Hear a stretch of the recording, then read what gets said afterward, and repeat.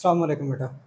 बेटा chapter number 18 जैसा कि हमने स्टार्ट किया होता है इलेक्ट्रॉनिक्स, उसका टॉपिक हमने कवर किया था ट्रांजिस्टर। ट्रांजिस्टर की फॉर्मेशन कैसे है, फिर इसके रीजन्स जंक्शन के बारे में हमने इंफॉर्मेशन ली थी।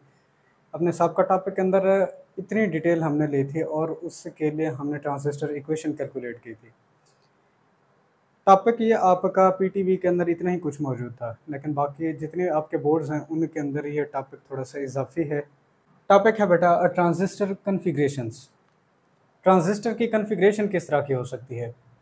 हमने एक चीज़ देखी थी ट्रांजिस्टर फॉर्मेशन के दौरान और उसकी बायसिंग के दौरान कि एक ट्रांजिस्टर के 3 रीजन्स होते हैं और 2 जंक्शंस होते हैं।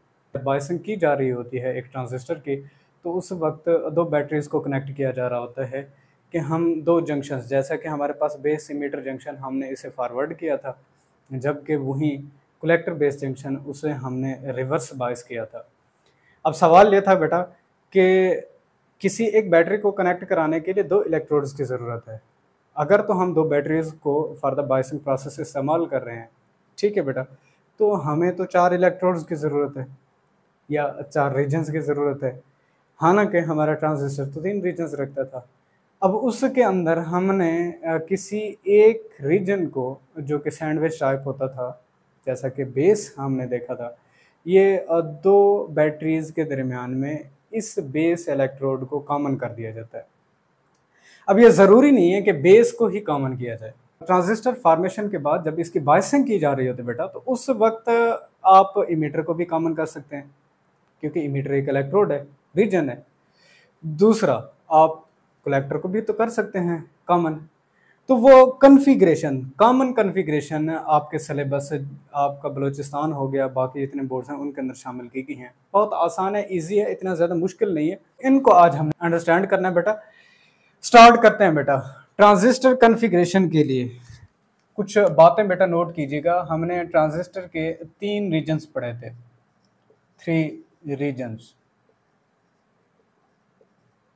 कौन से बेटा? बेस, इमिटर, तीसरा था बेटा कलेक्टर।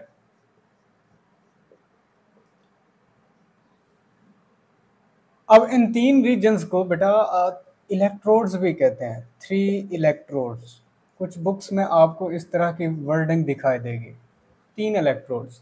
हालांकि आप बायसिंग के दौरान, बायसिंग प्रोसेस,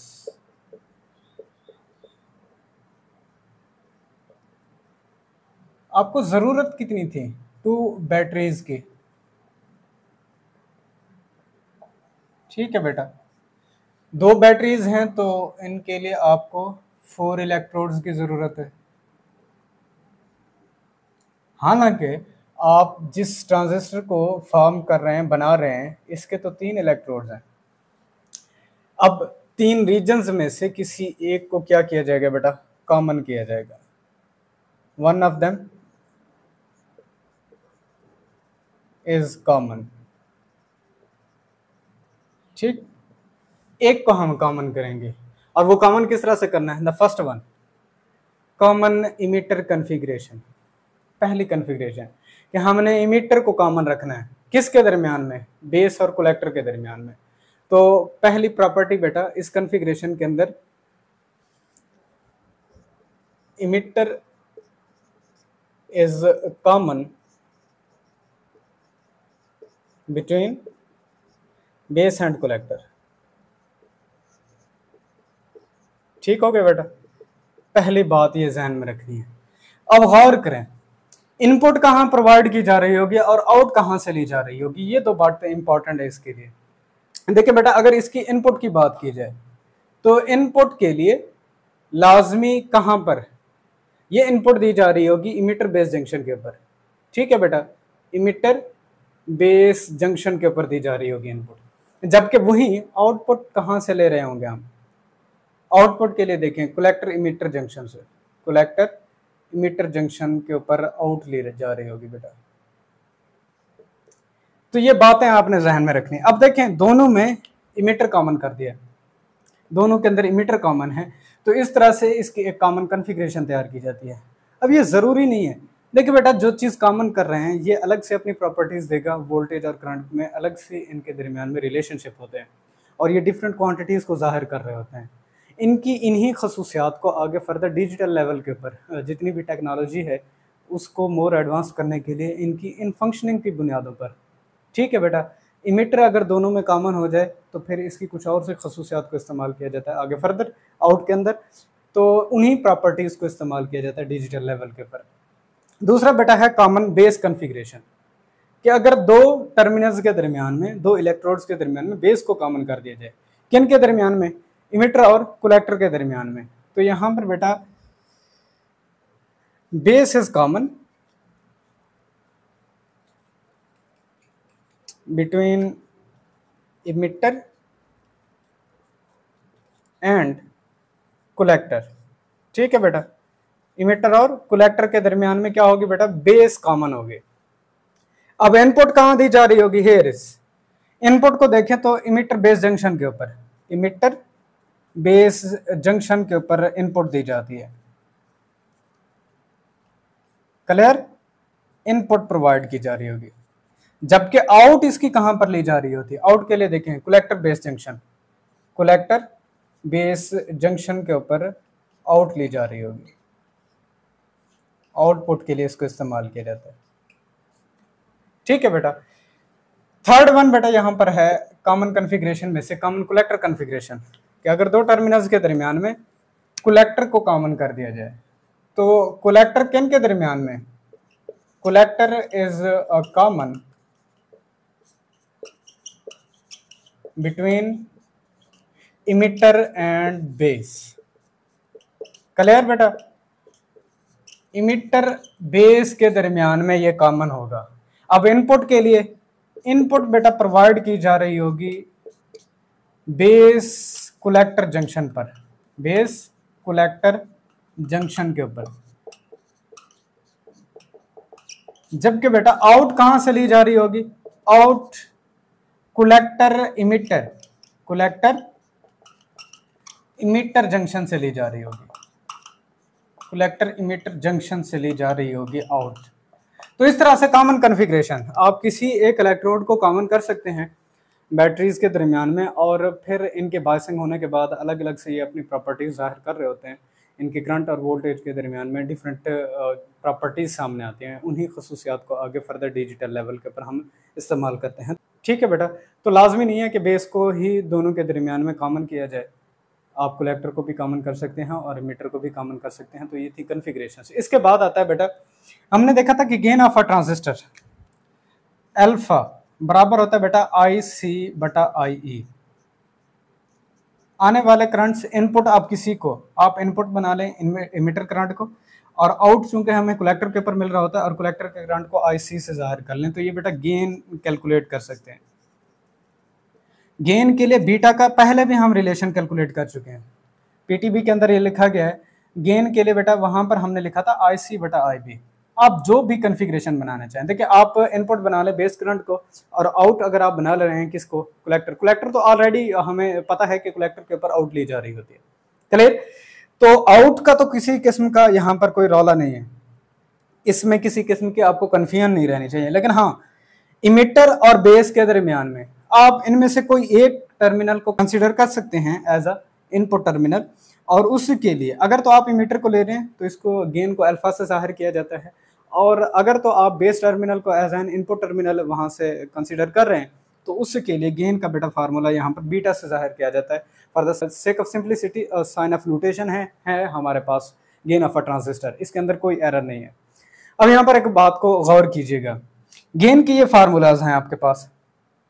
अगर जर्मेनियम की बात की जाए तो जर्मेनियम के लिए बेटा गेन का ये फार्मूला दोनों के लिए, अल्फा हो या बीटा हो, इनके लिए अल्फा की ये बेटा वैल्यू रखते हैं 0.99, जबकि बीटा की ये वैल्यू होती है हंड्रेड्स के अंदर, जो हम ऑलरेडी देख चुके हैं।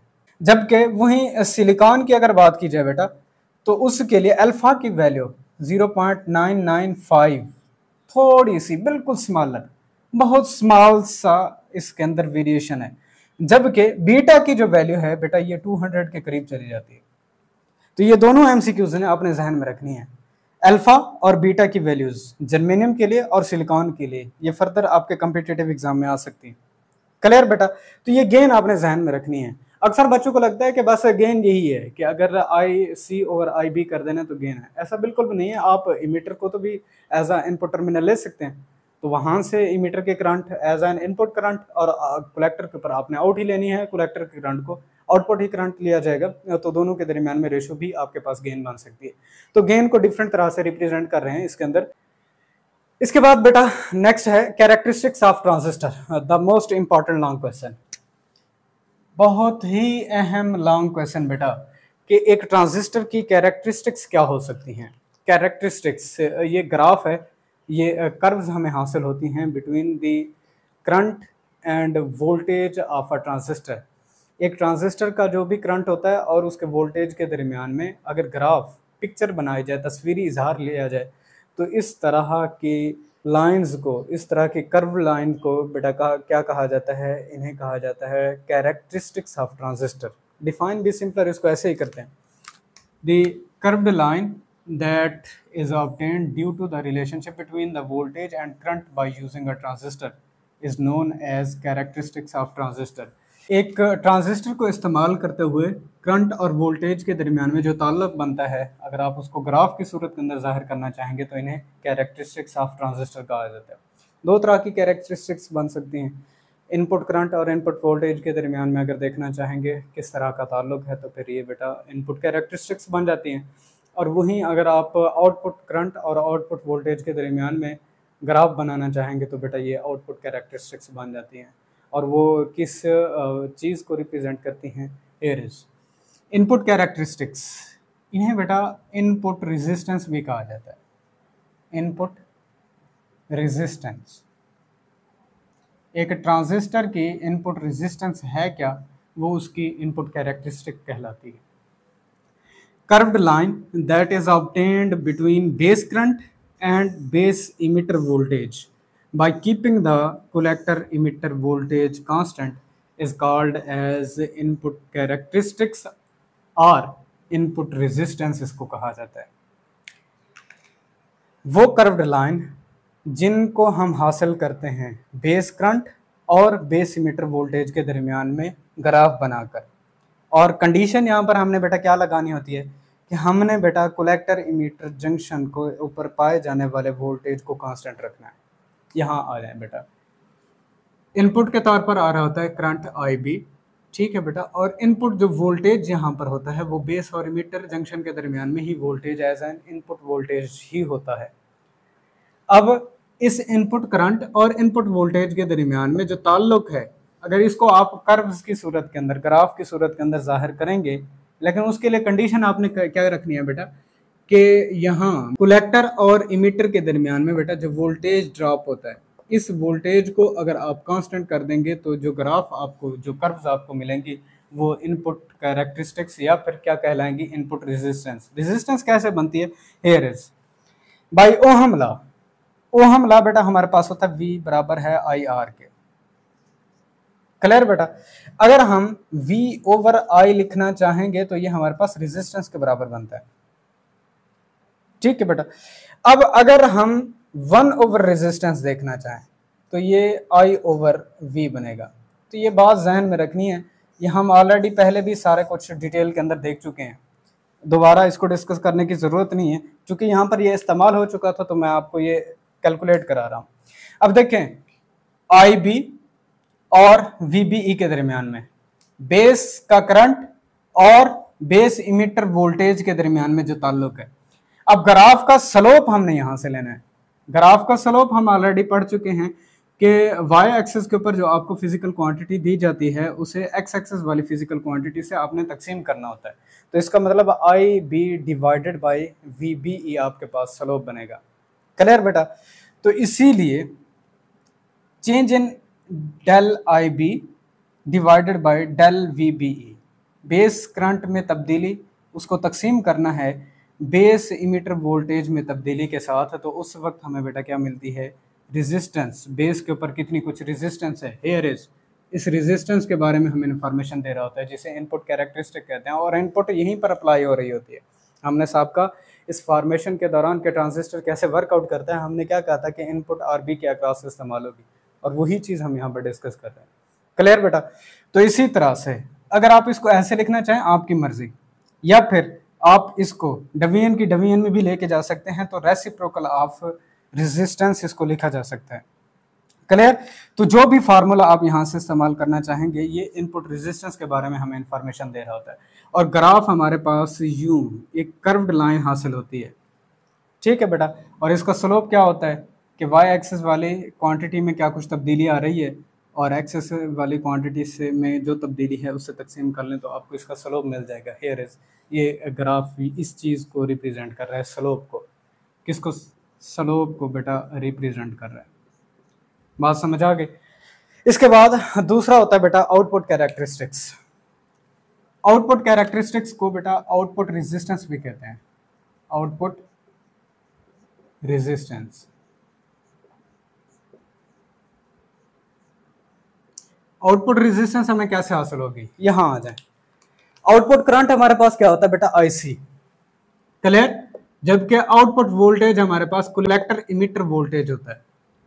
अब वो ग्राफ जो कि कलेक्टर करंट और कलेक्टर इमिटर वोल्टेज के दरमियान में बनाया जा रहा होगा, लेकिन इधर से कंडीशन क्या लगानी है कि आने वाले इनपुट करंट यानी कि बेस करंट को हमें कांस्टेंट करना पड़ेगा। तो इस तरह की कैरेक्टरिस्टिक्स को बेटा क्या कहा जाता है? आउटपुट कैरेक्टरिस्टिक्स कहा जाता है। इनको हम डिफाइन भी ऐसे करते हैं बेटा, the curved line that is obtained due to the relationship between IC collector current and VCE collector emitter voltage at constant IB. Base current को कांस्टेंट रखकर कलेक्टर इमिटर वोल्टेज और कलेक्टर करंट के दरमियान में जो ताल्लुक है, इसको बेटा क्या कहते हैं? आउटपुट कैरेक्टरिस्टिक इसको कहते हैं। क्लियर बेटा?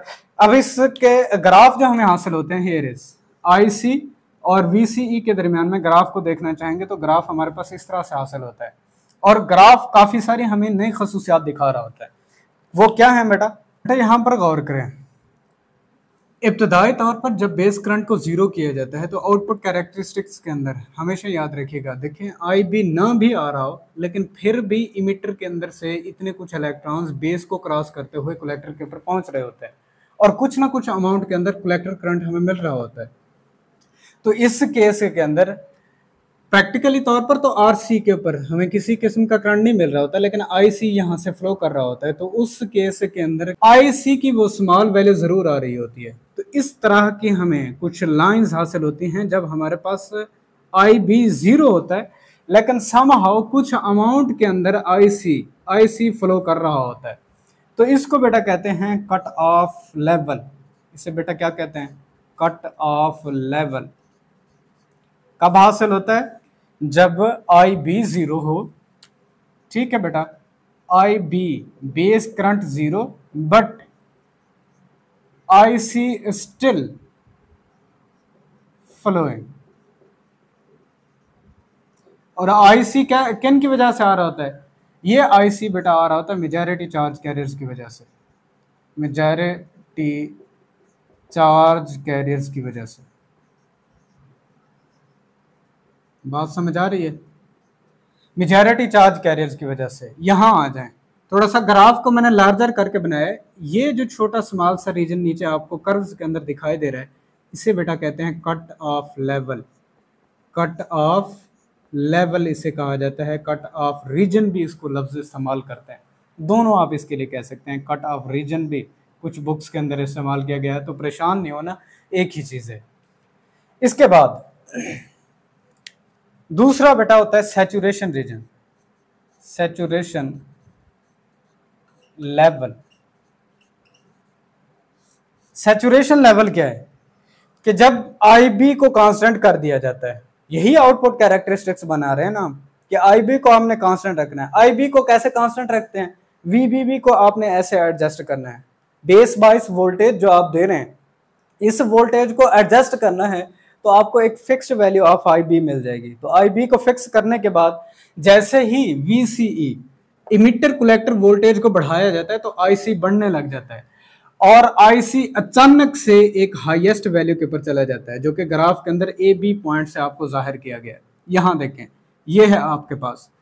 तो small c change in VCE emitter collector voltage को जब बढ़ाया जाता है तो अचानक से IC के अंदर देखें, अचानक से इतनी वैल्यू आई है कि अब IC मैक्सिमम वैल्यू को चला जाता है।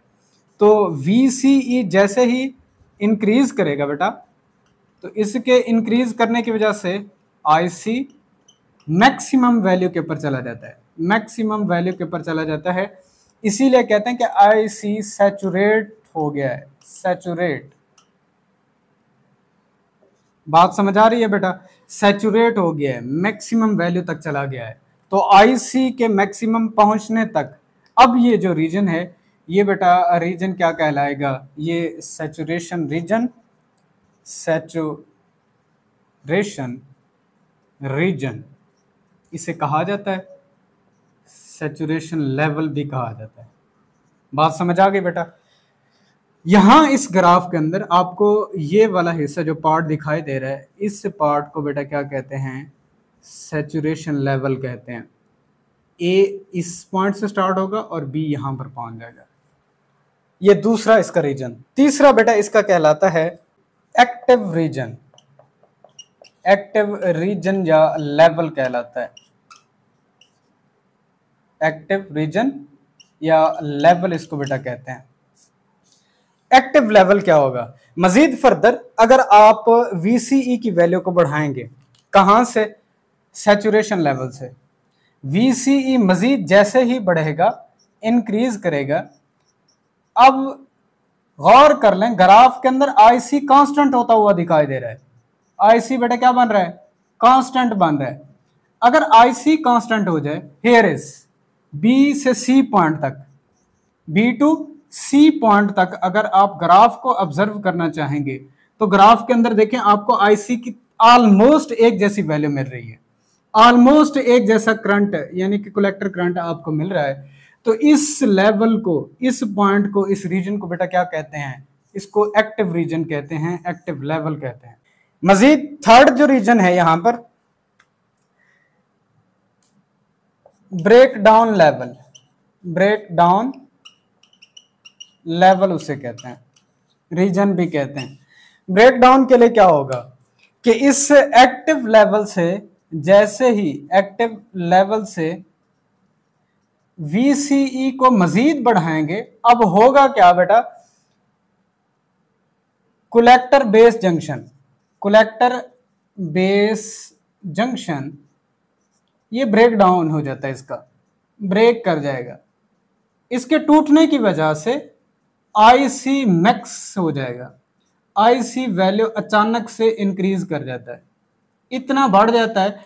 ग्राफ के अंदर गौर करें, सडन इंक्रीज इन IC आपको मिल रहा है। तो यहाँ C से आगे फर्दर ये जितना भी ग्राफ आपको दिखाया गया है, ये ब्रेक डाउन लेवल को जाहिर करता है कि आप VCE को इतना बढ़ा दें तो ये मैक्सिमम वैल्यू है जहां तक कि VCE को आप एक ट्रांजिस्टर के लिए बढ़ा सकते हैं और ट्रांजिस्टर अपनी फंक्शनिंग करता रहेगा। लेकिन इससे जैसे ही बढ़ाएंगे इस पॉइंट से आगे, तो उस वक्त collector base junction break down हो जाता है और IC फ्लो कर रहा होता है और ट्रांजिस्टर हमारा काम करने के लायक नहीं रहता। तो बेटा ये थी कुछ प्रॉपर्टीज ट्रांजिस्टर से मुतालिक जो आपके कुछ बोर्ड्स के अंदर आई हुई हैं कि इनकी कॉमन कॉन्फ़िगरेशंस क्या हैं, और इसके बाद फिर हम इसकी जो गेन है वो गेन का फार्मूला कैसे बनाते हैं, और स्पेशली जर्मेनियम और सिलिकॉन के लिए आपने इसको अपने माइंड में रखना है। और लॉन्ग क्वेश्चन आपका यही से बनता है कि कैरेक्टरिस्टिक्स ऑफ ट्रांजिस्टर क्या होती हैं, इनपुट कैरेक्टरिस्टिक्स क्या कुछ जाहिर कर रही होती हैं और जो आउटपुट कैरेक्टरिस्टिक्स हैं वो क्या जाहिर कर रही होती हैं। और इनके अंदर एक बात बेटा कि what is an cut off level, saturation level, active region या एक्टिव लेवल या फिर ब्रेक डाउन लेवल, ये चारों पॉइंट्स आपने अच्छे तरीके से याद करने हैं और ग्राफ के ज़रिए से इनको रिप्रेजेंट करना है। इंशाल्लाह अपने नेक्स्ट लेक्चर में मिलेंगे। इजाज़त दीजिए, अल्लाह हाफ़िज़।